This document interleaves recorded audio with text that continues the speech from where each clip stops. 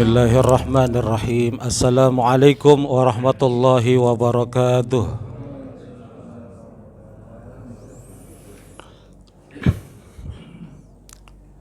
Innal hamdalillahi nahmaduhu wa nasta'inuhu wa nastaghfiruh wa na'udzu billahi min syururi anfusina wa min sayyiati a'malina. Man yahdihillahu fala mudhillalah wa man yudlilhu fala hadiyalah. Asyhadu an la ilaha illallah wahdahu la syarikalah wa asyhadu anna sayyidana wa nabiyyana Muhammadan abduhu wa rasuluhu la nabiyya ba'dah. Subhanaka la ilma lana illa ma 'allamtana innaka antal alimul hakim wa tub 'alaina innaka antat tawwabur rahim. Rabbi shrah li sadri wa yassir li amri wahlul 'uqdatam min lisani yafqahu qawli. Allahumma faqihna fid din wa 'allimna at-ta'wil. Amin amin ya rabbal alamin. Alhamdulillah tsumma alhamdulillah. Segala puji bagi Allah yang terus menerus masih menitipkan nikmat iman, Islam, sehat wa'afiah sehingga kita dapat berkumpul di pagi subuh yang penuh dengan keberkahan hari ini. Kita lanjutkan setelah salat subuh berjamaah dengan majelis taklim, majelis ilmu, yang mudah-mudahan dengan berkumpulnya ini kita di majelis ilmu sambil kita itikaf di masjid setelah salat subuh berjamaah ini menjadi wasilah diturunkannya rahmat oleh Allah Subhanahu wa taala, keberkahan oleh Allah Subhanahu wa taala, naungan dari Allah Subhanahu wa taala yang juga insyaallah sebagaimana janji baginda Nabi sallallahu alaihi wasallam, nama-nama kita senantiasa disebut-sebut oleh Allah di hadapan para malaikatnya. Amin amin ya rabbal alamin.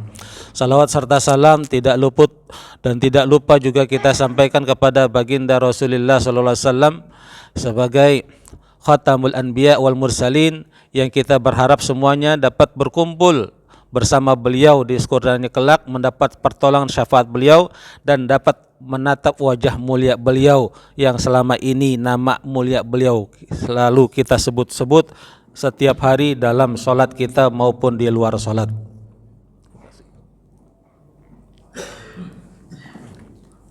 Putus-putus ya.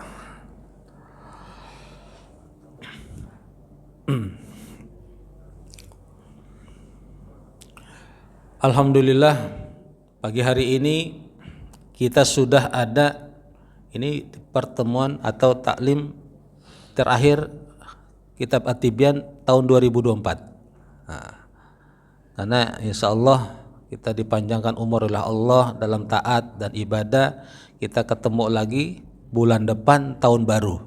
Udah tahun baru. Tahunnya bertambah, angka umur kita bertambah, tapi sejatinya jatah kita hidup di dunia makin berkurang. Maka tidak lain dan tidak bukan yang paling tepat ketika di penghujung tahun, walaupun ini tahun Masehi, amalan yang terbaik adalah muhasabah diri. Selama ini kita sudah berbuat apa? Udah 40 tahun, 50 tahun, 60 tahun, bahkan lebih dari 60 tahun kita hidup di dunia. Segala nikmat dari Allah telah kita cicipi dan kita nikmati. Lalu seberapa besar rasa syukur kita kepada Allah Subhanahu wa taala. Karena kata Allah, wa qalilun min ibadiyasy syakur, segitu banyaknya nikmat telah aku berikan kepada hamba-hambaku, kata Allah, tapi yang bersyukur cuma sedikit. Dan kita meminta kepada Allah, kita dimasukkan oleh Allah termasuk hamba-hambanya yang sedikit itu, yang pandai bersyukur. Bapak Ibu hadirin hadirat, jamaah salat subuh yang sama-sama telah dirahmati dan dicintai oleh Allah Subhanahu wa taala. Kita kembali melanjutkan kajian kita dalam kitab adab yang berjudul At-Tibyan fi Adabi Hamalatil Quran, yang salah satu buah karya monumental dari Al-Imam An-Nawawi Ad-Dimashqi, Damaskus. Nah, ini beritanya sekarang sudah jatuh pemerintahan Suriah di luar dugaan, karena tidak kurang dari 10 hari jatuh, lalu militernya membelot, Asadnya lari setelah berkuasa lebih dari 50 tahun. Itulah Allahumma malikal mulki tu'til mulka man tasha dan seterusnya. Jadi kekuasaan itu milik Allah, kapan Allah sudah pengen ganti ya ganti. Wa tilkal ayyamu nadawiluha bainan nas. Setiap ini hidup ini bagaikan putaran. Yang sekarang di atas jangan merasa jumawa. Suatu saat cepat atau lambat hitungan jam, hitungan hari ada di bawah. Yang di bawah juga jangan merasa kecewa, jangan putus asa. Suatu saat Allah akan angkat kita di atas. Jadi kalaupun hidup kita Muslim itu, orang mukmin itu visioner, Pak. Jadi jangka waktu hidupnya jangan dihitungin cuma di dunia. Kita visioner sampai akhirat. Kalaupun kita nggak diangkat di dunia oleh Allah, diangkat insya Allah di akhirat. Ini insya Allah kita semuanya udah berkumpul. Yang kedua, ngomong-ngomong taklim ini, kalau di subuh nggak ada tukang es ya. Lagi viral kemarin tukang es teh manis biasanya banyak Ramadan. Nanti takjil Ramadan. Nah, kalau subuh nggak ada es tukang es, jadi nggak bisa diborong. Ini pentingnya kita ngaji adab. Ketika dulu saya diminta DKMC ini, saya tanya, udah pernah ngaji kitab adab nggak? Belum. Gitu. Kesalahan kita banyak, kita mau ngaji kitab, belajar agama, kita yang nentuin, Pak. Itu salah. Jadi kalau kita mau berguru, belajar, biar guru yang ngasih tahu kitab-kitab apa, pelajaran apa dulu yang mesti kita pelajari. Ini banyak masjid, musola langsung tahu-tahu Ustadz ngajarin kita Ihya Ulumuddin, waduh, Al-Hikam. Ya bagus itu kitab tasawuf, tapi ente udah benar belum sholatnya gitu. Jangan ngomong tasawuf tinggi-tinggi, sholatnya Jumat khotib udah naik baru datang. Ngajinya Al-Hikam, gimana ya? Itu kan ngaji tinggi. Ngaji kitab hadisnya udah tebal-tebal Sahih Bukhari. Arba'an Nawawi yang 43 hadis aja belum. Nah, gimana gitu. Ini kita salahnya gitu. Jadi yang udah mau belajar, udah mau lari aja padahal belajar jalan aja belum. Gitu. Nah, ini kan kita dulu bayi yang ada yang suka soto. Soto, Pak. Ada. Masih bayi udah langsung makan soto? Enggak. Makan pisang dulu, itu pun dikerokin sama ibu kita. Lah dikit-dikit. Jadi kita ilmu juga begitu, Pak. Jangan main prasmanan aja. Nah, orang tua yang tahu yang cocok buat kita umur ini pisang dulu. Udah berapa bulan baru nanti bubur, ya kan, nasi tim. Jangan kita yang minta. Nah, gitu. Jadi itu yang salah, dan jadi kita nggak sistematis ngaji itu begitu. Makanya ini pernah saya sampaikan, tapi nggak apa-apa saya sampaikan lagi. Di Pamulang juga saya pernah jadi imam. Saya baca memang saya nggak sampaikan dulu bahwa ada bacaan nanti sujud tilawah, karena saya anggap udah paham. Dan memang tidak ada kewajiban imam untuk mengasih tahu, itu sebagai etika aja. Nah, di Arab sana di Masjidil Haram nggak ada imam ngasih tahu akan baca nanti ada sujud. Jadi kita ikutin aja. Begitu saya baca ayat itu sujud tilawah di dalam sholat. Satu masjid, Pak, teriak subhanallah. Satu masjid. Saya kira itu kan bab sujud tilawah itu kalau kita belajar tajwid itu kitab tajwid yang tipis-tipis awal-awal sudah baca.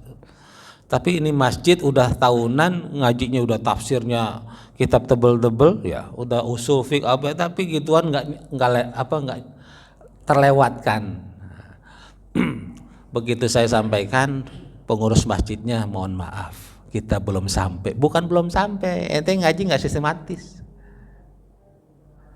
Kitabnya udah besar-besar udah dibaca, yang ini bab terlewat gitu. Nah, kalau saya nggak mau begitu, Pak. Jadi saya kalau diminta di masjid itu saya tanya dulu, udah yang ada apa dulu. Kitab ini udah belum, banyak ini dulu. Semua kajian itu ada kitab-kitab pemulanya dulu. Begitu juga kitab akidah. Sebelum akidah Thahawiyah yang tebal-tebal itu, ada kitab tipis-tipis dulu, Aqidatul Awam, ya kan? Nah, Al-Barahin, itu di pondok itu tipis-tipis dulu, yang simpel-simpel dulu. Kifayatul Awam, yang di pesantren mungkin enggak. Jangan masih blank tentang agama, begitu ngaji kitab akidah langsung Thahawiyah yang tebal. Yang tebal. Matanya itu bisa ribuan matan. Tajwid juga gitu. Nah, nanti ada yang Jazariyah tuh ribuan bait. Sebelum itu nanti akan ada Tuhfatul Atfal. Yang tipis-tipis itu kitab tajwidnya gitu. Nah, ini penting juga sistematika bagian dari kita adab atau beretika ketika kita belajar.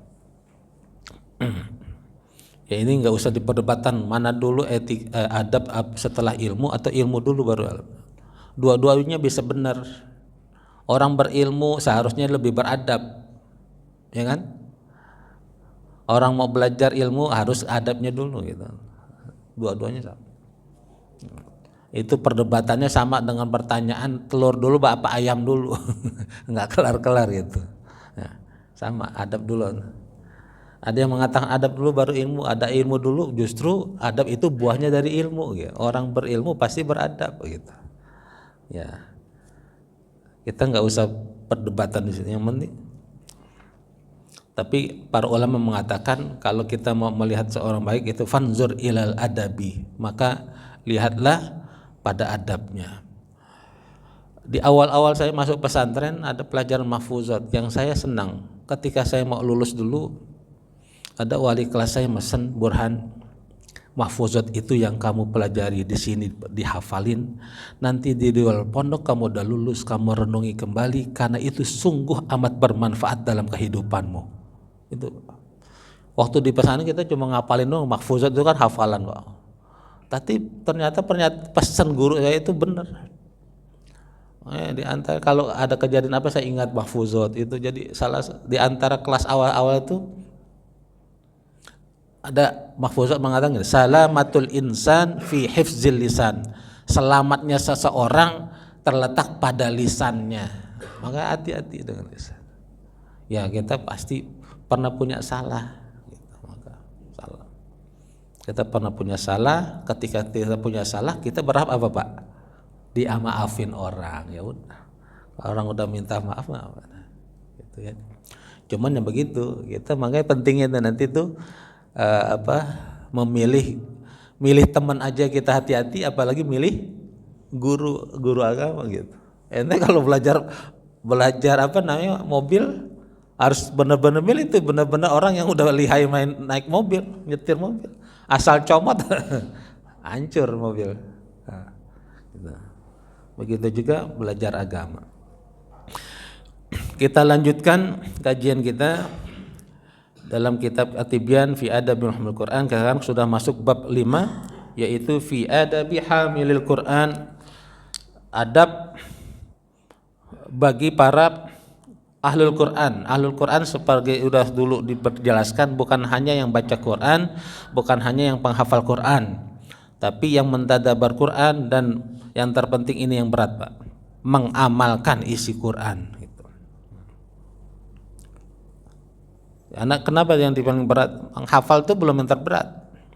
Anak-anak kecil hafiz Quran banyak, tapi apakah dia sudah mengamalkan? Itu yang akan memberikan mahkota kepada orang tuanya. Ahlul Quran itu orang-orang yang bukan hanya menghafal baca, tapi yang mengamalkan isi Quran. Nanti di surga dia akan memberikan mahkota pada orang tuanya. Nah itu makanya kita selalu bersoal Allahumma arhamna bil Quran, Allahumma ij'alna wa ahlana min ahlil Quran, wa min hafizil Quran, wa min hamilil Quran, wa min ashabil Quran. Allahumma nawwir qulubana bil Quran, Allahumma sahil umurana bil Quran. Kita bacain Quran. Seringkali kita sudah disampaikan, Al-Quran ini bikin orang mulia, bikin apapun yang melekat pada Quran dengan akan mulia. Malam yang diturunnya Quran di dalamnya menjadi malam mulia, disebut Lailatul Qadar. bulan di mana diturunnya Quran menjadi bulan yang paling mulia, yaitu bulan suci Ramadan. Orang nabi yang diturunkan Quran kepadanya dari Allah kepadanya jadi nabi paling mulia, yaitu nabi kita baginda Muhammad sallallahu alaihi wasallam. Umat yang diturunkan Quran kepada mereka menjadi umat terbaik, yaitu umatnya Nabi Muhammad sallallahu alaihi wasallam, insyaallah. Maka satu-satunya mukjizat Nabi yang sampai hari ini masih ada di hadapan kita adalah Quran. Nabi sudah wafat 14 abad silam lebih, tapi mukjizatnya satu-satunya yang masih ada di tengah-tengah kita adalah Quran. Dan itu Nabi wasiat kita berpegang teguh pada Quran. Penting Quran. Jadi kalau ada jamaah Ustaz ini doanya lagi salat, baca Quran. Masih bisa baca Quran, baca Quran. Baca Quran terus. Andai kan orang sakit dua peluangnya, sembuh, meninggal, dipanggil Allah. Nah, entah disembuhkan dia dengan Quran, kalau dia pun dipanggil oleh Allah dalam keadaan dia sedang dekat dengan Quran gitu. Enggak usah yang lain obatnya gitu. Kita lanjutkan. Sekarang sudah masuk fasal. Ini pasalnya lumayan agak panjang, agak cepat saya baca. Faslun yanbaghi an yuhafizu ala kita belum kirim Al-Fatihah sebagaimana ya. Kita kirim Al-Fatihah juga untuk Imam An-Nawawi, mudah-mudahan Allah angkat derajatnya, Allah kumpulkan kita bersama beliau di surganya Allah, bersama dikumpulkan oleh baginda Nabi Muhammad sallallahu alaihi wasallam ala hadiniyah. Al-Fatihah. A'udzubillahi minasyaitonir rajim. Alhamdulillahi rabbil alamin arrahmanir rahim maliki yaumiddin. Iyyaka na'budu wa iyyaka nasta'in ihdinas siratal mustaqim siratal ladzina an'amta 'alaihim ghairil maghdubi 'alaihim waladdallin. Amin. Bismillahirrahmanirrahim. Faslun. Subbab yanbaghi an yuhafizu ala tilawatihi wa yukthira minha. Orang-orang para ahli Al-Quran hendaknya dia senantiasa menjaga bacaan Qur'annya, wa yukthira minha, memperbanyak, sering-sering baca. Karena salaf radhiyallahu anhum lahum adatun mukhtalifah fi qadri ma yakhtimun fi. Imam Nawawi mengatakan sungguhnya orang-orang salaf dulu mereka punya adat kebiasaan yang berbeda-beda dalam kadar mereka menghatam Quran. Farwa Ibnu Abi Dawud an ba'di salaf, diriwayatkan dari Abu Dawud meriwayatkan bahwa sebagian salaf annahum kanu yakhtimuna fi kulli syahraini khatmatan wahida. Di antara syarat mereka menghatamkan Quran itu dalam 2 bulan 1 kali khatam. Wa an ba'dihim, sebagian lagi fi kulli syahrin khatmah, dalam 1 bulan 1 kali khatam. Wa an ba'dihim, sebagian lagi fi kulli asyri layalin khatmah, dalam 10 malam khatam. Wa an ba'dihim, sebagian lagi fi kulli 8 layalin, sebagian lagi 8 malam khatam. Wa anil aktsarin, dan sebagian lagi yang banyak juga fi kulli 7 layalin, setiap 7 malam ada juga yang 7 malam sekali khatam. Wa an ba'dihim, dan sebagian lagi fi kulli 6 layalin, ada lagi yang 6 malam sekali khatam. 6. Wa an ba'dihim fi kulli 5 layalin, ada juga yang 5 hari sekali khatam. Wa an ba'dihim fi kulli 4 layalin, ada yang 4 hari sekali khatam. Wa an kasirin, banyak juga di antara mereka fi kulli 3 layalin, setiap 3 malam sekali, ada juga di antara mereka setiap 3 hari khatam. Wa an ba'dihim fi kulli lailatin, ada juga yang 2 hari atau 2 malam sekali khatam. Wa an kasirin fi kulli yaumin wa lailatin khatmah, ada juga sebagian mereka banyak yang menghatamkan 1 hari 1 malam sekali khatam. 1 hari 1 malam Pak sekali khatam. Kita 1 juz aja berat ya. Tapi catatan ini orang-orang salaf sana Quran udah ada di diri dia Pak, udah hafal. Jadi dia nggak kemana-mana bawa mushaf. Dia dagang, dia aktivitas aja sambil baca Quran sekali khatam. Dan itu memang udah jadi kebiasaan khatam. Kalau kita jadi kebiasaannya handphone sama TV ya berat jadinya. Sama dengan kita sekarang yang udah terbiasa dengan handphone, kemana aja bawa handphone. Nah orang-orang salaf dulu kebiasaannya Quran, kemana aja dengan Quran. Ngaji, dia dagang, dia ya jadi yang petani Quran. Wa minhum man kana yakhtimu fi kulli yaumin wa lailatin khatmanin. Allahu akbar. Bahkan Pak ada yang satu hari satu malam 2 kali khatam. Sehari siang khatam, malam khatam. Kita gimana ya Ustadz, itu nggak pernah kentut ya. Duduk aja, nggak harus duduk terus dia dah. Wa minhum man kaya yakhtimu thalasan wa khatama ba'dhum samaniya khatamat. Arba'an fil lail wa arba'an fil nahar. Itu belum dahsyat Pak. Ini yang lebih dahsyat lagi. Ada di antara mereka bahkan satu hari 3 kali khatam. Wa khatama ba'duhum, dan sebagian lagi menghatamkan samaniya khatamat, 8 kali khatam. Arba'an fil lail, 4 kali khatam di malam hari, wa arba'an fil nahar, dan 4 kali khatam di siang hari. Allahu akbar. Faminal ladzina kanu yakhtimuna al-khatmah fil yaumi wal laila. Di antara orang-orang yang biasa menghatamkan sekali khatam dalam satu hari, yaitu Utsman bin Affan, wa Tamim ad-Dari, wa Sa'id bin Jubair, wa Mujahid, imamnya para ahli tafsir, wa Syafi'i, Imam Syafi'i, wa akharun, dan lain-lainnya lagi. Itu satu hari satu kali khatam. Wa minal ladzina kanu yakhtimuna thalatha khatamat, di antara mereka yang satu hari itu 3 kali khatam, yaitu Sulaim ibnu Ithr, qadi Misra fi khilafati Muawiyah. Beliau adalah salah satu qadi Mesir pada waktu kekhalifahan Bani Umayyah. Farawa Abu Bakrin ibnu Abi Dawud, Abu Bakar bin Dawud meriwayatkan annahu kana yakhtimu fi kulli lailatin wa thalatha khatamat, bahwasanya beliau menghatamkan dalam satu malam 3 kali khatam. Enggak tidur nih Pak. Wa rawa Abu Umar Al-Kindi fi kitabih Qudah Misr. Abu Umar Al-Kindi juga meriwayatkan dalam kitabnya Qudat Misr itu annahu kana yakhtimu fil lailah 4 khatamat, sesungguhnya dia menghatamkan dalam satu malam 4 kali khatam. Bukan 1 juz Pak, khatam. Wa qala Syekh As-Shalih Abu Abdurrahman As-Sulami, berkata Syekh Shalih Abu Abdurrahman As-Sulami, sami'tu Asy-Syekh Aba Utsman Al-Maghribi yaqul, aku pernah mendengar Syekh Abu Utsman Al-Maghribi berkata, kana Ibnul Katib, sesungguhnya Ibnul Katib yakhtimu bin nahar 4 khatamat, dia menghatamkan Quran di siang hari 4 kali khatam, wa bil lail 4 khatamat, dan malam hari 4 kali khatam, wa hadza aktsar ma balaghana fil yaumi wal laila.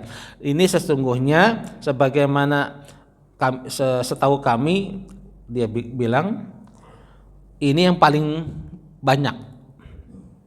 Jadi 4 kali khatam di siang hari, 4 kali khatam di malam hari, 8. Wa rawa as-Sayyid Al-Jalil Ahmad Ad-Dawraqi, Sayyid Jalil Ahmad Ad-Dawraqi meriwayatkan bi isnadihi an Mansur ibni Zadan, dengan sanad dari Mansur bin Zadan, min Ubbadit Tabi'in, dari Ubbad at-Tabi'in, annahu kana yakhtimu al-Qur'an fi ma baina zuhri wal asr.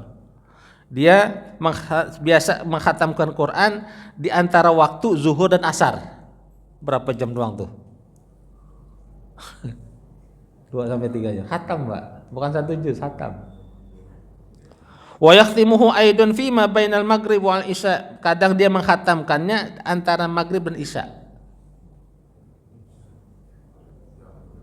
Nanti tapi ada keterangannya di sini Pak. Wa yakhtimuhu fi ma bainal maghrib wal isya fi Ramadan khatmatain wa syai'an. Bahkan di bulan Ramadan di antara maghrib dan isya dia bisa 2 kali khatam. Wa kanu yuakhiruna al-isya. Nah, keterangan mereka mengakhirkan waktu isyanya fi Ramadan, di waktu bulan Ramadan, ila an yamdi rubu'ul lail, hingga sampai lewat seperempat malam. Nah, jadi boleh juga nih begini.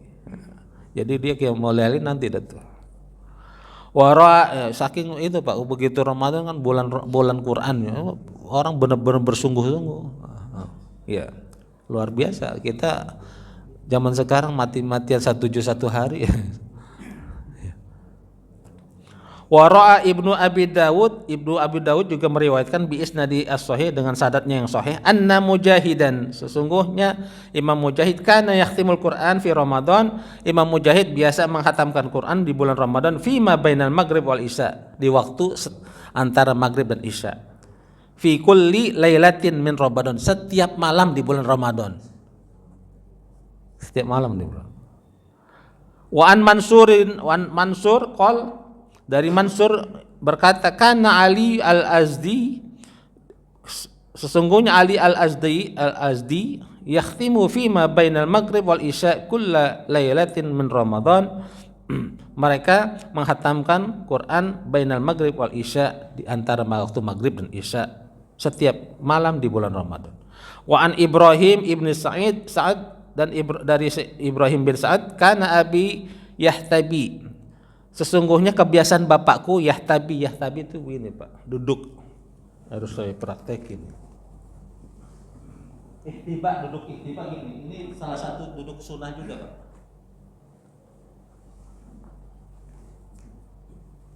Jadi contohnya ini Pak. Jadi buat ini yahtabi, itu dia kata orang gitu. Iktibar ya, gitu ya. Jadi biar nggak pegel atau biar nggak jatuh, dia pakai selendangnya. Nah ini Ibrahim bin Sa'ad berkata, kana abi yahtabi, bapakku biasa duduk ihtiba tadi, fama yahulu khutbatahu, beliau tidak melepas selendangnya tadi, yang buat ngikat tadi, hatta yakhtimul Quran, kecuali sampai dia sudah khatam Quran. Jadi duduk begitu khatam Pak. Kita 1 juz saja udah kesemutan. Wa ammal ladzina khatamu al-Quran fi raqatin, ada juga Pak orang-orang yang menghatam Quran dalam 1 rakaat salat. Ya, jadi kalau Nabi diceritakan Nabi sampai bengkak kakinya nggak main-main Pak, bukan dongeng itu. Fala yuhsauna likathratihim, tidak terhitung nih banyaknya kalau yang 1 rakaat 1 kali khatam. Faminal mutaqaddimin, di antara orang-orang yang terdahulu yang seperti ini 1 kali khatam dalam 1 rakaat, yaitu Utsman bin Affan, wa Tamim ad-Dari, Sa'id ibnu Jubair, khatmatun fi kulli raqatin fil Ka'bah, mereka senantiasa menghatamkan dalam 1 rakaat ketika sholat di depan Ka'bah. Wa ammal ladzina khatamu fil usbu' marrah, ada juga di antara mereka menghatamkan Quran dalam 1 minggu 1 kali. Fakatsirun, banyak jumlahnya. Nukila, di antaranya disebutkan an Utsman bin Affan, adalah Utsman bin Affan juga pernah, Abdullah bin Mas'ud, Zaid bin Sabit, Ubay bin Ka'ab, ini qori'nya Nabi, wa an jama'atin minat tabi'in, dan sekelompok banyak para tabi'in. Tabi'in itu berarti generasi setelah sahabat atau murid-muridnya sahabat. Jadi kalau yang disebut salaf itu ya para sahabat, tabi'in. Ada yang nyebut nyampe sampai tabi'in. Jadi orang-orang sekarang nggak bisa disebut salaf. Ya, yang lewat dari situ nggak bisa disebut salaf. Jadi kalau ada orang yang cerita, ayo kita ikutin salafus soleh, ya itu maksudnya begini, para sahabat dan tabi. Di antaranya para imam mazhab itu. Jadi kalau ada orang-orang guru-guru kita ngajakin di antara kiblat kita fikih empat imam itu, yaitu ngikutin salaf, Pak. Gitu. Kalau ada yang nggak mau ngikutin, nggak usah bermazhab, ya itu berarti dia nolak ngikutin salaf. Gitu. Padahal dia teriak-teriak suruh ngikutin salafus saleh. Sementara empat mazhab itu, Pak imam itu termasuk imamnya dia juga salafus saleh. Sekelompok para tabi'in juga banyak, diantaranya adalah Abdurrahman bin Yazid Alqamah Ibrahim rahimahumullah. Wal ikhtiyar, Imam Nawawi mengatakan yang disebutkan tadi adalah pilihan-pilihan. Anna dzalika yakhtalifu bi ikhtilafil ashkhas, semuanya itu adalah berbeda-beda tergantung pada pribadi masing-masing. Faman kana yazharu lahu bidaqiqil fikri la taifu wa ma'arif. Kalau siapa orang yang orangnya itu tampak dia mudah, dia baca Quran dia langsung pikirannya jernih, langsung nangkap apa yang ada di Quran dibaca, lalu dia bisa memahami apa yang dimaksud. Fal yaktasir ala qadir yahsulu lahu bihi kamalu fahmi ma yaqra'u, maka sesuaikanlah katanya fal yaktasir, qasar itu qasir ya sedikit atau sedikit banyak itu tergantung. Yahsulu lahu bihi kamalu fahmi ma yaqra'u, agar disesuaikan sampai apa yang dia baca dia bisa paham. Wa qadza man kana mashghulan binasril ilmi aw ghairi min muhimmatid din wa masalihil muslimin al-amah. Begitu juga yang berlaku bagi orang-orang yang sibuk menyebarkan ilmu, jadi guru, dosen, sibuk jadi petani, jadi karyawan. Maka atau dia juga punya perkara-perkara penting dalam agama, dalam kemaslahatan umat, dia jadi jaksa, jadi hakim, banyak urusan yang umat yang harus diselesaikan. Dia kan nggak bisa, Pak, menghatamkan seperti salafus saleh yang tadi itu. Maka kata Imam An-Nawawi itu disesuaikan dengan pribadi masing-masing. Fal yaktasir ala qadrin la yahsulu bisababin ikhlalun bima huwa mursadun lahu. Maka yang begitu-begitu silahkan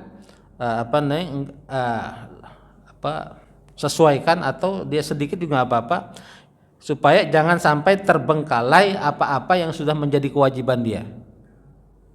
Ya. Tapi kalau ada lengang, Pak, di kantor, jangan main catur, baca Quran. Makanya cocoknya nih kita ke kantor yang kerja bawa Quran. Jangan handphone nggak pernah lupa, Quran ditinggal terus. Jadi waktu luang, habis makan siang masih sisanya, maka ngaji kantor. Apalagi yang kalau punya usaha ya, yang punya usaha nih, karyawan itu kalau perlu, Pak, diwajibin tuh habis makan siang zuhur nih gitu setengah jam ngaji dulu, berkah tuh. Yang punya toko, yang punya pabrik, kalau ownernya wajibin begitu, yang punya sekolah, yayasan. Wa in lam yakun min haula'il madhkurin, jikalau kita tidak termasuk dari orang-orang yang telah disebutkan tadi, fal yastakthir ma amkanahu min ghairi khurujin ila haddil malal wal hadramah, maka perbanyaklah sesuai atau sebisa mungkin tidak keluar dari batas-batas yang menyebabkan kewajiban-kewajiban kita terbengkalai, lalu kita jadi bosan atau ogah-ogahan. Saking dicekok-cekokinnya itu kita terlalu berekspektasi, maksain diri, akhirnya jadi bosan, Pak, nanti. Yang terpenting terutama anak-anak kita yang mau didik anak kita cinta Quran, cinta baca Quran, kita juga harus pelan-pelan, jangan langsung nanti jadi malah bosan. Yang punya pesantren Quran tuh bukan nggak selalu juga siang, pagi, malam ngaji terus, ya kan? Ada saatnya juga dia main. Kasih waktu main, sore main bola, main apa gitu, biar nggak jenuh.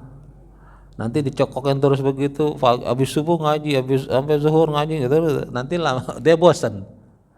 Begitu dia remaja, dia dewasa, dia bosan. Banyak Pak mantan-mantan santri akhir bosan ngaji. Saya sering Ustadz, saya juga dulu santri, ngisi di kantor-kantor, Ustadz dulu saya pernah nyantren, kenapa sekarang nggak ngaji lagi? Itu banyak mantan-mantan santri bosan, kenapa? Bisa jadi dulu karena saya merasa dicekokin begitu, begitu dia keluar pesantren bosan, bosan ngaji. Wa qad kariha jama'atun minal mutaqaddimin al-khatma fi yaumin wa lailatin. Tapi sebagian mutaqaddimin yaitu orang-orang salaf memakruhkan kita khatam Quran dalam satu malam satu hari. Kenapa alasannya? Wa yadullu alaihi hadis as-sahih an Abdullah bin Amr bin As. Telah datang dalil hadis sahih dari Abdullah bin Amr bin As, qala, beliau berkata, qala Rasulullah sallallahu alaihi wasallam, Nabi pernah bersabda, la yafqah man qara'al Qur'an fi aqalli min thalathin. Tidak akan pernah paham orang yang menghatamkan Quran kurang dari 3 malam. Buru-buru. Rawahu Abu Dawud wa Tirmizi wa Nasa'i wa ghairuhum. Riwayat Abu Dawud, Tirmizi, Nasa'i dan yang lainnya. Qala At-Tirmizi, Imam Tirmizi mengatakan hadza haditsun hasanun sahih. Ini hadisnya sahih hasan sahih. Wallahu a'lam. Imam Nawawi wallahu a'lam mengatakan. Wa amma waqtul ibtida' wal khatmi liman yakhtimu fil usbu'. Di antara waktu memulai dan menghatamkan Quran bagi yang pengen menghatam Quran dalam satu pekan sekali, satu minggu sekali, faqad rawa Ibnu Abi Dawud Ibnu Abi Dawud meriwayatkan bi isnadihi dengan sanadnya anna Utsman bin Affan, bahwasanya Utsman bin Affan radhiyallahu an kana yaftatihul Quran lailatal Jum'ah. Dia memulai menghatam Quran, mulai baca Qurannya pada malam Jumat.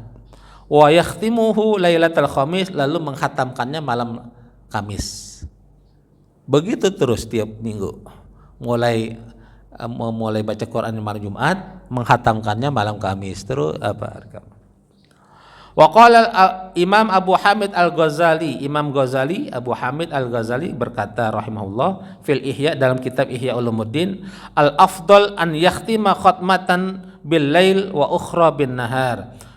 Beliau mengatakan yang afdal adalah menghatamkan satu kali khatam dalam satu malam dan siang juga menghatam. Wa yaj'ala khatmatan nahar yaumal isnin fi raqatai al-fajr au ba'daha.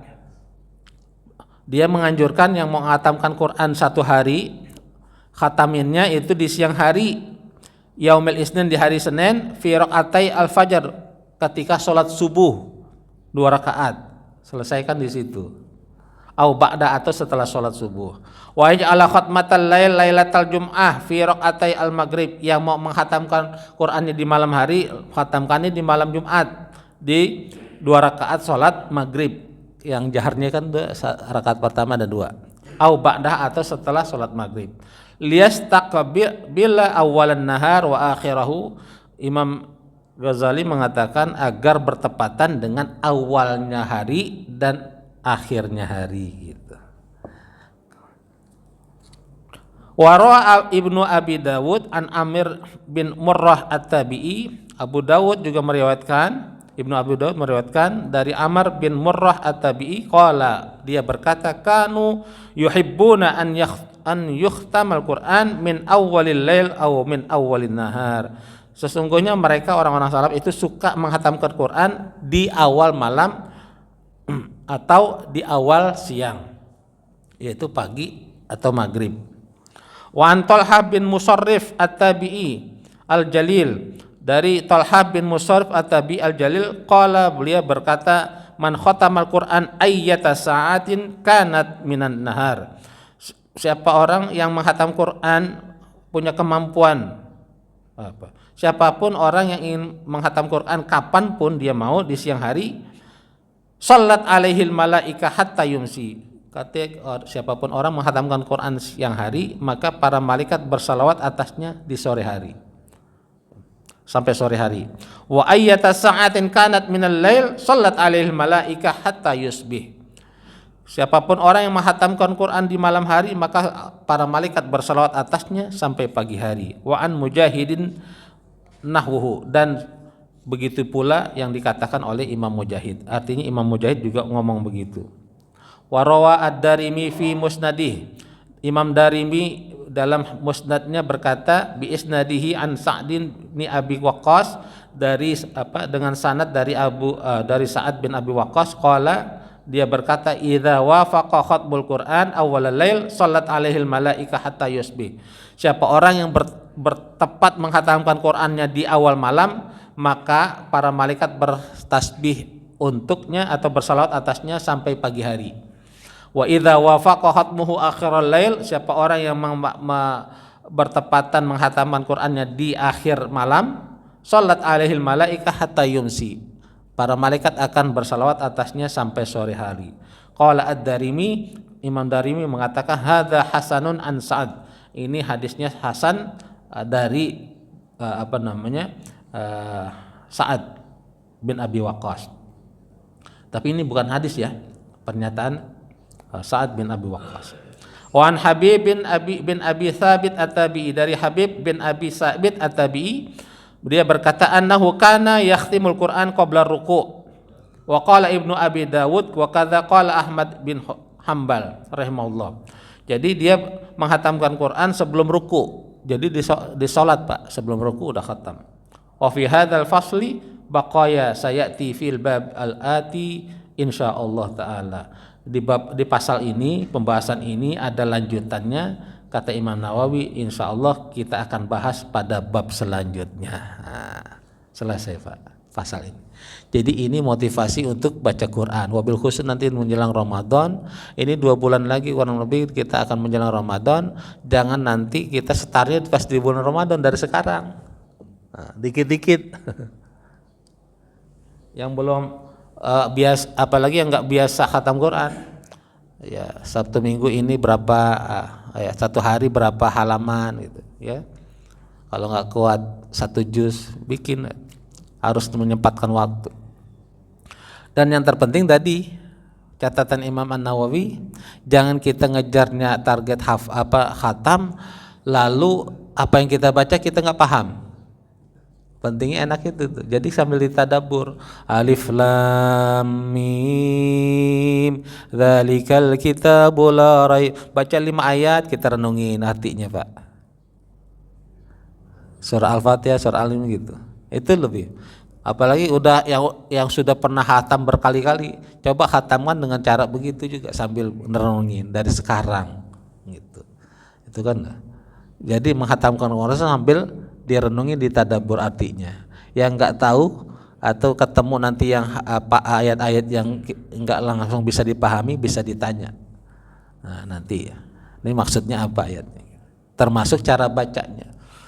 Pasti kalau yang pernah khatam pasti nanti ketemu saktah, ketemu namanya imalah, ketemu namanya ismam. Cara bacanya gimana? Nah, kalau nggak tahu tuh berarti khatamnya itu dipertanyakan. Nah, itu saktah gimana cara bacanya? Di surat Al-Kahfi itu ayat pertama ada. Alhamdulillahilladzi anzala ala 'abdihil kitaba wa lam yaj'al lahu 'iwaja qayyiman liyudhi. Saktah apa? Enggak nafas Pak, tapi 2 kali ketukan aja saktah, 1 alif, bukan 3 hari, enggak nafas 3 hari gitu, saktah itu. Jadi berhenti tanpa nafas, itu saktah. Ada beberapa tempat di Quran, di Yasin juga ada, tapi sering ibu-ibu baca ditabrak aja itu, saktah juga ada tuh. Nanti imalah dalam Quran kita Imam Asim itu cuma 1, Bismillahi majreha. Tulisannya majroha tapi harus dibaca majreha. Itu namanya imalah. Karena kita riwayatnya Imam Asim. Nanti kalau riwayat yang lain imalah banyak. Yang pernah saya praktekkan itu. Wasyamsi wa duhiha wal qamari idza taliha wan nahari idza jalliha. Itu imalah, dia banyak di imam yang lain. Ismam ada lagi ya. Nanti ada. Jadi dia nanti kalau yang sudah khatam pasti akan ketemu itu. Kalau belum paham harus tanya. Qurannya tuh ada coret-coretan nggak apa-apa Pak. Pakai pensil nih apa nih? Cara bacanya gimana nih? Ada nun kecil gimana nih? Nanti tanya sama guru yang ngaji. Gitu. Itu pentingnya kita khatam Quran. Nanti arti-artinya kita tadabbur dari Al-Fatihah. Kenapa Al-Fatihah ini kata Nabi itu 7 ayat yang ulang-ulang? Kenapa Nabi kalau ngobatin orang baca Al-Fatihah? Apa sih yang terkandung dalam Al-Fatihah? Kenapa kita setiap sholat kata Nabi enggak sah orang sholat kalau enggak baca Al-Fatihah? Segitu pentingnya Al-Fatihah, apa tuh di dalam? Udahkah kita renungin itu selama ini? Ya. Kenapa Al-Fatihah sampai segitunya gitu? 7 ayat diulang. Itu kan tadabbur. So, alif lam mim juga begitu. Alif lam mim di tafsir kita banyak kan Allah a'lam bi muradi. Allah paling tahu arti maksudnya. Tapi kan ini kan ayat Quran. Quran itu kan buat manusia petunjuk. Kita juga harus paham alif lam mim itu maksudnya apa. Zalikal kitab dan seterusnya. Nah, ini kitab Quran yang Allah turunkan tidak ada keraguan di dalamnya. Tapi kok banyak orang Islam justru baca Quran ragu.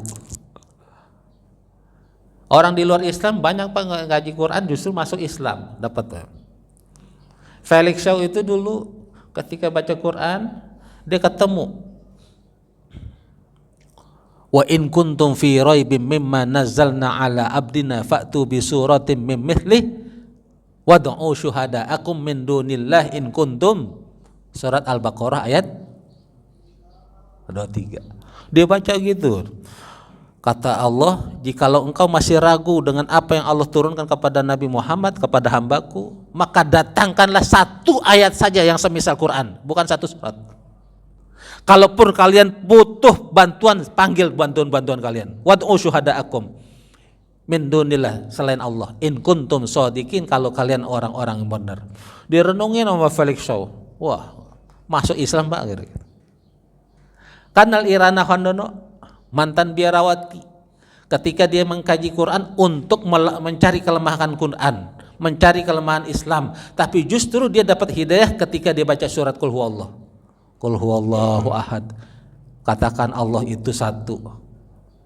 Ini bertentangan dengan prinsip Kristen, ya kan? Allahus samad, Allah tempat bergantung, lam yalid wa lam yulad, Tuhan tidak beranak, sementara di Kristen Tuhan punya anak.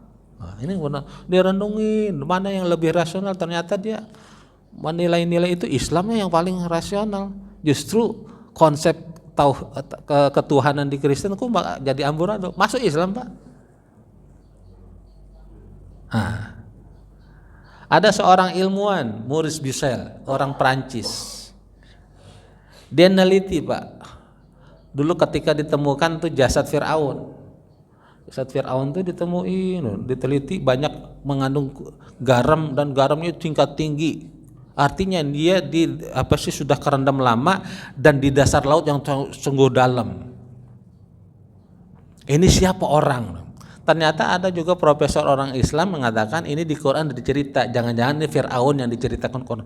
Apakah Quran kitab suci kalian ini bicara tentang ini? Masa sih iya? Disodorin, dia baca, masuk Islam Pak. Gara-gara dia meneliti muminya. Saya ada juga profesor juga Jerman apa Prancis, namanya saya lupa. Dia meneliti rahim apa tuh?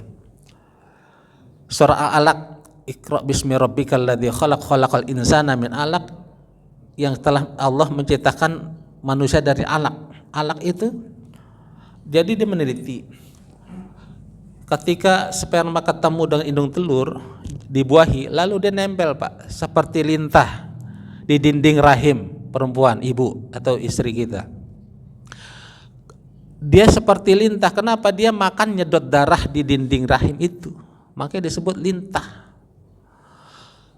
Begitu dia baca Quran itu sudah dibaca, lalu dia nggak sadar, oh, jangan-jangan Muhammad punya mikroskop.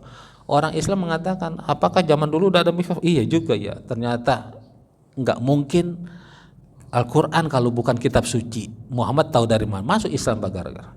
Ternyata lintah itu sudah disebut, yang kita seringkali di Quran kita artikan alaqah, segumpal daging. Ternyata kalau kita buka lagi kamus-kamus yang lebih tebal itu alaqah juga artinya lintah. Khalaqal insana min alaq. Alaq itu lintah. Jadi dia nempel di dinding rahim. Makannya itu nyedot darah ibu kita, perempuan gitu di dinding. Nanti dia makin besar makin besar. Dia masuk Islam dari situ. Jadi tahap-tahapan itu diceritakan oleh Allah kan, dari segumpal daging jadi begini. Ini persis sama sekali, sama persis dengan sains. Maka masuk Islam. Nah, sementara orang Islam sendiri banyak yang sekarang kok nggak mau kaji Quran, bahkan jauh dari Quran. Nauzubillah, juga bahkan ada yang ragu dengan Quran. Nauzubillah. Kita jaga diri kita dan keluarga kita dari hal-hal ini. Demikian, mudah-mudahan bermanfaat. Silakan kalau ada yang mau bertanya. Silakan Pak. Boleh. Yang pertama, apakah ada kaitannya baca Al-Quran dengan kecerdasan? Mungkin pakar-pakar penemu yang ada di dunia sekarang ini, apakah mereka juga para penghafal Al-Quran atau orang yang baca Al-Quran? Yang kedua, bagaimana kita jadi faqih dalam membaca Al-Quran, paham dalam membaca Al-Quran? Sementara kalau kita nggak ada gurunya, misalnya kita membaca sendiri dengan tafsirnya, kita ada ayat mutasabihah. Yang ketiga, di Al-Quran itu kan kadang-kadang disebutkan nama macam-macam buah-buahan ya, atau rempah gitu. Kenapa nggak disebutkan buah-buahan yang lain? Apakah memang ada kemanfaatan atau ada keajaiban atau ada kelebihan dari buah-buahan atau rempah-rempah tersebut? Dan yang keempat, dan saya sorry orang yang saya, kalau saat orang lagi sakit dibacakan murotal, kan kita kadang-kadang ngejenguk itu harus ada jam jenguknya doang. Tapi kalau dia ditinggal sendiri itu kan kesian gitu, kalau dia nggak sadar atau dia setengah sadar. Apa keutamanya kalau dibacakan murotal buat dia? Kuping ini dengarkan. Terima kasih. Ya, ada 4 ya. 4. Kalau saya lupa ingetin. Yang pertama tadi, makasih ini diborong. 1, kan langsung lupa tuh. Ya, hubungan dengan kecerdasan. Kita ini lahir di dunia, Pak, udah adalah hamba-hamba terpilih. Karena ketika dulu bapak kita menyemprotkan sperma itu jutaan, Pak. Akhirnya kita ini adalah pemenang, ngalahin saudara-saudara kita yang kalah. Kita jadilah, gitu kan? Lahirlah kita. Artinya kita yang paling kuat, yang paling cerdas di antara yang lain, lahir. Nah, masalah kecerdasan nanti, ya pastinya Pak. Kan sebelumnya saya mengutip Imam Syafi'i mengatakan, lantana lal ilma illa bisitta, wahai saudaraku, kalian tidak akan mendapatkan ilmu kecuali dengan 6 syarat. Zakaun. Nah, Imam Syafi'i menyebut pertama kali syaratnya kita mendapat ilmu itu zakaun, harus punya kecerdasan. Kecerdasan kita ya macam-macam nih, ada yang 60%, 70%. Yang penting Imam Syafi'i mengatakan tuh jangan sampai idiot, jangan sampai, ya susah kan kalau ngelajarin orang yang udah punya penyakitan, susah. Nah itu pun kalau orang udah seperti itu kan dia udah ghairu mukallaf, enggak sebagai mukallaf, enggak punya tanggung jawab, enggak punya kewajiban. Imam Syafi'i pun yang hafalannya sedemikian luar biasa Pak, masih ngaku punya kelemahan. Dari mana? Beliau juga mengatakan dalam syairnya, syakautu ila Waqi, aku pernah mengadu pada guruku Imam Waqi, su'ahibzi, tentang susahnya aku menghafal. Fa arsyadani ila tarkil ma'asi, maka Imam Waqi guruku mengatakan, tinggalin wahai Syafi'i kemaksiatan yang pernah kau lakukan. Imam Syafi'i dinasihatin sama gurunya masih disuruh tinggalin maksiat Pak, apalagi kita. Kenapa? Kata Imam Waqi, fa innal ilma nurun, sesungguhnya ilmu adalah cahaya dari Allah, wa nurullah la yuhda lil asi, cahaya Allah tidak akan bisa masuk dalam dada orang-orang ahli maksiat, apalagi Quran. Nah, jadi nggak bisa ketemu tuh Pak. Kita mau ngaji Quran, mahamin Quran, tapi kita maksiat, dia nggak ketemu, nggak bakal ketemu. Itu jadi nasihat Imam Waqi mungkin perlu digarisbawahi situ, tinggalkan maksiat. Ustadz belum bisa 100%, dikit-dikit. Ya. Terus ya. Yang kedua tentang buah-buahan dulu. Apakah rempah-rempah, ya kenapa Allah nyebut beberapa nama buah, enggak semuanya, dan juga rempah-rempah. Apakah ada manfaat? Ya pasti. Jahe kan kita tahu tuh, zanjabil disebut. Manfaatnya apa? Dan itu juga dijelaskan minuman nanti para ahli surga, jahe. Nah, bapak-bapak nih yang pegel-pegel itu minum jahe. Jangan minum-minum yang lain, minum aja rebusan air jahe. Minum tidur bangun besok pagi seger. Ya, jahe merah begitu, pakai madu. Iya, nggak usah minum obat-obat kuat lain. Jahe aja, jahe merah, madu. Gitu. Daripada yang udah dikemas-kemas, mendingan yang gitu, jahe rebus. Gitu. Terus apa buah-buah yang lain, termasuk pisang, itu makan buah ahli surga Pak, pisang. Nah, luar biasanya maha besar Allah, pisang aja macam-macam. Nah, maka saya pernah baca tuh ahlinya, warnanya pun menunjukkan bahkan macam-macamnya itu Pak juga bisa macam-macam. Jangan nanti perut kosong makannya pisang Lampung, sakit perut. Nanti ada momen-momen itu macam-macamnya. Ya, jadi makan buah juga sebelumnya, bukan setelah makan buah-buah. Jadi beberapa buah itu disebutkan adalah buahnya ahli surga, termasuk diantaranya pisang, minuman jahe, susu, madu, itu minuman ahli surga. Bahkan di surga nanti ada sungai susu, sungai madu, ya, sungai air yang jernih tawar, ya, lebih jernih dari Le Minerale. Itu Al-Quran yang nyebut Pak, nanti di Quran ada. Gitu. Ya pasti kalau Allah udah sebut pasti manfaat. Sebenarnya bukan hanya itu, seluruh ya seluruh ciptaan Allah pasti ada manfaatnya, Pak. Nyamuk aja ada. Dari nyamuk Pak akhirnya lahirlah muncullah pabrik-pabrik obat nyamuk. Jutaan orang kerja di pabriknya obat nyamuk. Bisa hidupin keluarganya. Dari nyamuk itu. Iya tuh. Kan nyamuk disebut oleh Allah. Ba'udah, lalat juga begitu Allah sebut, ya kan? Ternyata itu sudah diteliti dan benar Pak. Kalau ada lalat di minuman, celupin Pak. Jangan main ambil, celupin baru diangkat. Karena ternyata sayap sebelahnya itu adalah obatnya, penawar dari bakteri yang dia sebarin. Dan itu sudah dibuktikan gitu. Air, makanan kalau kita sebut baik, dia jadi auranya beda. Makanya kenapa sunnahnya baca bismillah, baca al-fatihah. Nggak harus orang tua, apalagi yang masih punya ibu tuh, wah luar biasa, minta ya al-fatihah.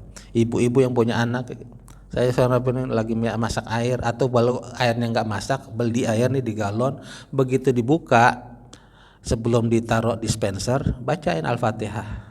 Ibunya nih, biar anaknya seisi rumah minum itu bacaan Al-Fatihah dari ibu. Syukur-syukur kalau mau kuat lebih dari itu. Itu juga saya titip sama istri saya. Anak saya 3 bacain. Kamu harus punya amalan terakatan. Baca Al-Fatihah tiap anak 100 kali setiap hari.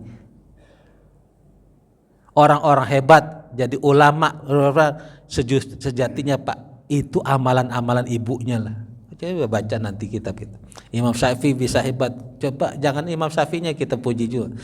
Amalan ibunya apa sehingga dia punya anak Imam Syafi'i. Jadi ibu-ibu yang pengen punya anak-anak hebat luar biasa, ibu pun harus punya amalan hebat. Enggak bisa. Ya. Ibunya dangdutan lalu berharap ya Allah jadi anak yang soleh. Ibunya dangdutan mulu. Aduh gimana? Enggak mungkin. Begitu doa ya Allah anak soleh. Gimana? Emang anak soleh gitu. Kecuali bapaknya namanya soleh, anaknya soleh itu. Yang ketiga apa tadi? Ya Pak. Oh iya, harus Bu, enggak. Tidak ada tawar menawar, harus punya guru. Enggak bisa Pak. Saya sering tuh ketemu Ustadz. Ini kan Quran udah ada terjemah. Saya bisa tuh pahamin Quran dengan baca artinya ada. Enggak.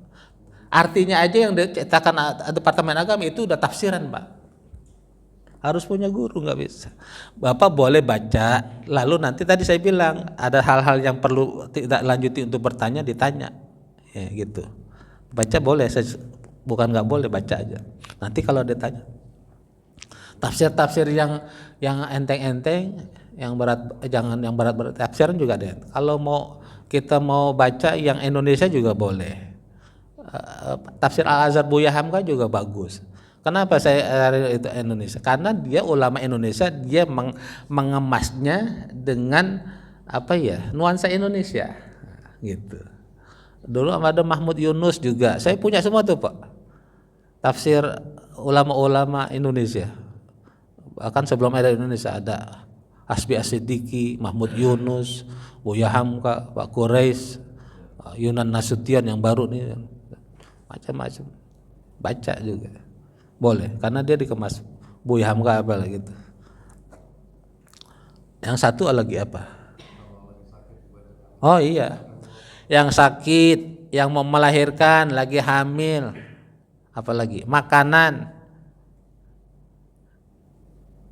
Adakah pengaruh? Sangat pengaruh.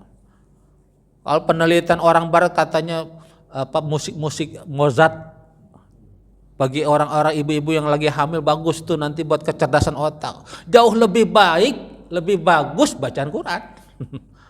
Mau musik klasik lebih bagus gimana? Pasti firman Allah jauh lebih bagus.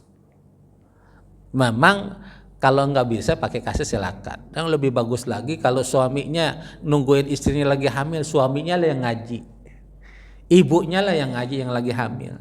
Ya, jadi tuh lagi hamil baca Quran ibunya. Saya kalau lagi ngisi diminta tausiah orang lagi hamil tuh 7 bulan, 4 bulan, gitu. Jangan dengerin musik, tapi harus ibu-ibu yang lagi hamil tuh baca Quran supaya anaknya udah dengar Pak. Ketika anak janin sudah ditiupkan ruh 4 bulan, ibu ngapain, ibu ngomong apa, perasaan apa yang dirasakan ibu, sedih, gundah, kecewa, macam sakit, marah, itu dirasain juga sama anak. Tidak. Yang termasuk ibu ngomongannya apa, nggak sering ngaji, didengar sama anak dari situ. Jadi kalau ada PAUD, pendidikan anak usia dini, sebenarnya itu udah bukan dini. Kalau dini dalam konteks Islam dari kita milih jodoh Pak, atau bibit. Maka yang kata Nabi tunkahul mar'ah li arba itu 4, itu Pak. Dari milih jodoh. Kalau milih jodohnya masa main-main ya hasilnya juga itu kan ketika kita milih pupuk Pak, pupuk tanah, lalu tanaman hasilnya nanti cabenya pada kecil-kecil, ya jangan salahin pupuknya ente pakai yang murah gitu, kayak yang jelek gitu. Tanahnya juga nggak subur gitu, jangan salahin hasilnya, cabenya dimarah-marah gitu. Kalau ibunya yang kita pilih, calon istri kita yang kita pilih, calon ibu anak-anak kita nggak sembarangan, nggak pilih-pilih. Termasuk nanti pas lagi bikin udah lupa kan sunnahnya tuh, kita sholat sunnah dulu, baca doa, udah lupa semua gitu. Nah iya, pengantin baru tuh sekarang sering kali Pak nggak dibekelin, bahkan sama orang tuanya nggak dibekelin hal kayak gini. Padahal ini nggak tabu, ini agama. Karena itu kaitan dengan keturunan kita. Ya, suruh sholat, ya kan, baca doa dulu. Jadi belajar Quran mesti ada guru. Nanti kita renungin, perenungan itu sesuai memang kadar kecerdasan kita.